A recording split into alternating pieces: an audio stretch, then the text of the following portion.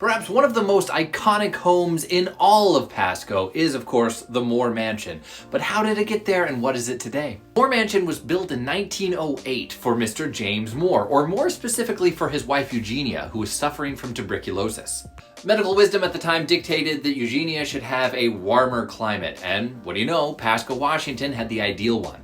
But this home was two parts. One, a refuge for James's wife, but also an opportunity for him to prove the value of irrigation in arid regions. He had the home built on his massive ranch and then had the entire thing irrigated so that it had lush apple groves, peaches, as well as hops and pecans. But it never came to pass.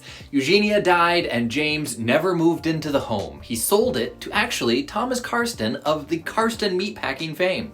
From there, James Moore went on to design Capitol Hill and to give us treasures like the Moore Theater.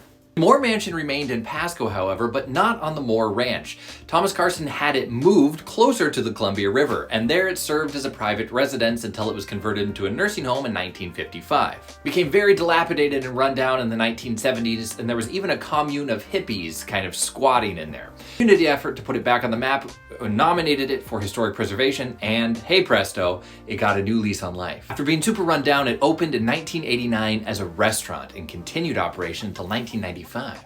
One of the hottest pieces of news, of course, was that it caught fire in 2001 and had severe structural damage. But do not despair.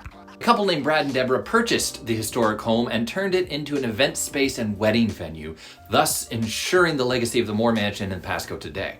For me, some of the most iconic stories about this structure, though, is that through the 1920s, it served as an underground speakeasy and nightclub. In fact, even continuing that legacy through the 1930s and 40s. And today, it remains one of the most iconic buildings in the city of Pasco.